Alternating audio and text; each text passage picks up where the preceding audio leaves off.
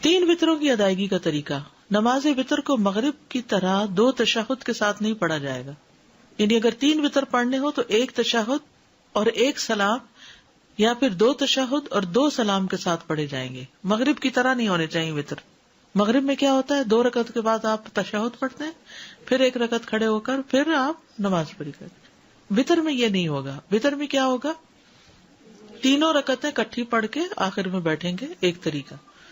دوسرا 2 پڑھ کے سلام پھیر کے پھر 1 اور الگ پڑھیں گے.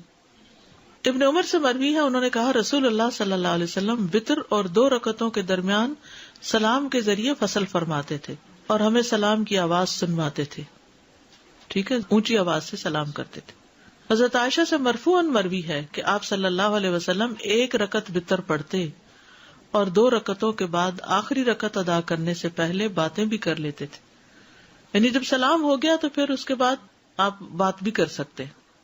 اس سے یہ پتہ چلتا ہے کہ چاہے 3 وطر کی نیت سے آپ پڑھ رہے ہیں 2 رکعت، تب بھی اس 2 رکعتوں کے بعد کوئی بات چیت کرنی پڑے تو کر سکتے ہیں. 3 رکعتیں 1 2 3 بغیر تشہد کے 3 رکعتیں پڑھ کے تیسری میں پھر اتحیات اینڈ تک پڑھنا، ایک طریقہ یہ ہے. دوسرا کیا ہے، 2 رکعتیں پڑھ کے سلام پھیر کے پھر 1 اور رکعت پڑھ کے اس کو وطر بنانا. حضرت ابو ہریرہ سے روایت ہے کہ رسول اللہ صلی اللہ علیہ وسلم نے فرمایا 3 وطر نہ پڑھا کرو، 5 اور 7 وطر پڑھا کرو، اور مغرب کی نماز سے مشابہت نہ کرو. ٹھیک ہے، یعنی 3 کی بجائے 5 اور 7 وطر، اس کے مطلب 3 منع ہے، 3 مغرب کے ساتھ مشابہت منع ہے بس. 5 اور 7 وطروں کی ادائیگی کا طریقہ.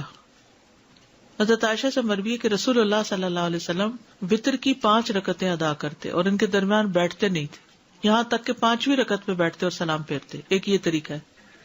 اگر آپ 5 وطر پڑھ رہے ہیں تو 5ویں رکعت پہ، یہ جو اوپر والی حدیث میں ہے نا 3 نہ پڑھو، بلکہ اگر زیادہ رکعتیں پڑھنی ہے تو پڑھتے جاؤ آخری پہ جا کے تحیات پڑھو.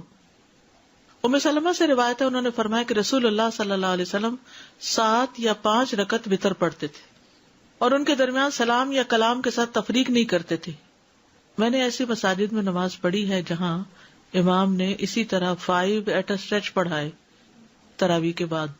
ٹھیک ہے، تو اس طرح پڑھ سکتے ہیں. 9 رکعت کا طریقہ. زرارہ بن اوفا سے مروی ہے کہ جب سعد بن ہشام بن عامر ہمارے پاس آئے تو انہوں نے ہمیں بتایا کہ میں ابن عباس کے پاس گیا اور ان سے رسول اللہ صلی اللہ علیہ وسلم کے وطر کے بارے میں سوال کیا. تو ابن عباس نے ان سے کہا، کیا میں تمہیں ایسی شخصیت نہ بتاؤں جو رسول اللہ صلی اللہ علیہ وسلم کی وطر نماز کو زمین پر بسنے والے تمام لوگوں سے زیادہ جانتی ہیں؟ میں نے کہا کون؟ فرمایا عائشہ رضی اللہ عنہا، کیونکہ وہ آپ کی بیوی تھی، آپ کی خلوتوں کی ساتھی تھی. ہم وہاں گئے، انہیں سلام کہا، ان کی خدمت میں حاضر ہوئے اور ان سے سوال کیا. میں نے کہا مجھے رسول اللہ صلی اللہ علیہ وسلم کی وطر نماز کے بارے میں بتائیے. فرمانے لگی، ہم آپ صلی اللہ علیہ وسلم کے لیے آپ کی مسواک اور آپ کے وضو کا پانی تیار رکھتے تھے. رات کو جس وقت اللہ عز و جل چاہتا آپ کو جگا دیتا.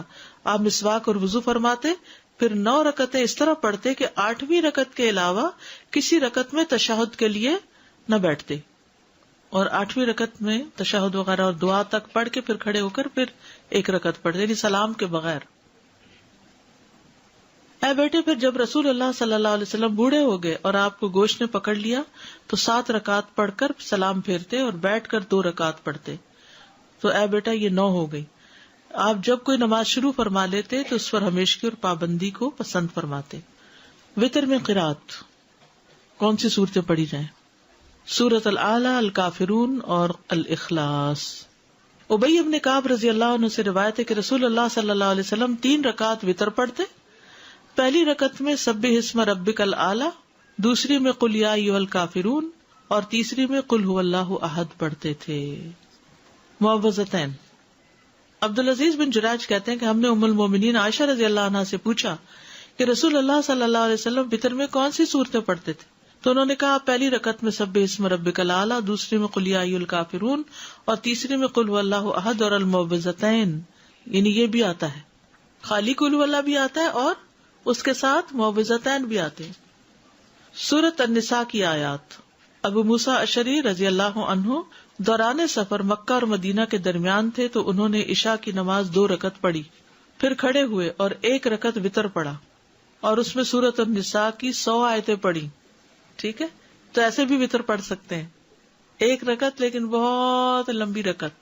پھر فرمایا میں نے اس بات میں ذرا بھر کوتاہی نہیں کی کہ اپنے قدم وہاں رکھوں جہاں رسول اللہ صلی اللہ علیہ وسلم نے اپنے قدم رکھے، اور وہی کچھ پڑھوں جو رسول اللہ صلی اللہ علیہ وسلم نے پڑھا. ٹھیک ہے، تو یہ سفر میں وتر پڑھنے کی دلیل بھی ہے اور لمبے وتر پڑھنے کی بھی. یعنی آپ اگر عشاء کے ساتھ وتر پڑھنا چاہتے ہیں تو سورۃ الاعلی اور کافرون اور اخلاص پڑھ کے ختم کر دیں، اور اگر آپ صبح تہجد کے وقت پڑھنا چاہتے ہیں تو دو کر کے آپ الگ سے بھی 3 وتر پڑھ سکتے ہیں، اور آپ 8 رکعتیں ایٹ اسٹریچ پڑھ کے بیٹھ کے پھر 9ویں پہ بھی پڑھ سکتے ہیں. تو جو بھی آپ کو سوٹ کرتا ہو آپ کر سکتے ہیں. ٹھیک ہے، اب یہ ویرائٹی آپ کو فرض نمازوں میں نہیں ملے گی، یہ صرف وتر میں ہی ہے، کیونکہ اس کے ساتھ نفل ہے. دعائے قنوت، رکوع سے پہلے دعا کرنا. ابی ابن کعب سے روایت ہے رسول اللہ صلی اللہ علیہ وسلم وتر پڑھتے تھے تو رکوع سے پہلے دعائے قنوت پڑھتے تھے، یعنی سورۃ فاتحہ پڑھی، سورت ملائی، اور اس کے بعد دعائے قنوت پڑھی، اور اس کے بعد رکوع میں گئے، پھر سجدے میں گئے، قیام میں ہی پڑھ لی. دعائے قنوت کے الفاظ ابو حورا سے روایت ہے، انہوں نے کہا کہ حسن بن علی رضی اللہ عنہما نے بیان کیا کہ رسول اللہ صلی اللہ علیہ وسلم نے مجھے کچھ کلمات سکھائے جنہیں میں قنوت وتر میں کہا کروں.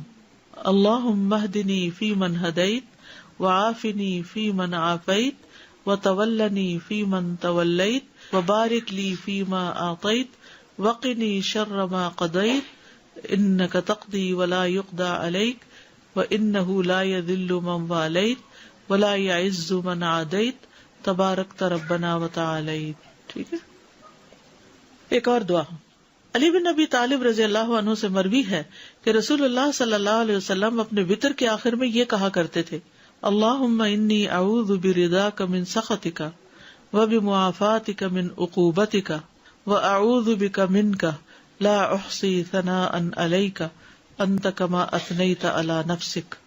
اور ایک اور دعا بھی جو پڑھتے ہیں، اللہم انا نستعینک ونستغفرک ونؤمن بک ونتوکل علیک ونثنی علیک الخیر ونشکرک ولا نکفرک ونخلع ونترک من یفجرک اللہم ایاک نعبد ولک نصلی ونسجد والیک نسعی ونرجو رحمتک ونخشی عذابک ان عذابک بالکفار.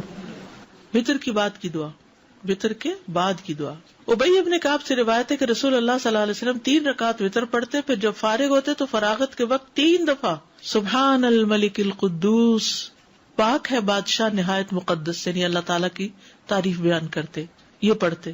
آخری مرتبہ لمبا کر کے پڑھتے، سبحان الملک القدوس سبحان الملک القدوس سبحان الملک القدوس، ایسے لمبا کر کے پڑھتے.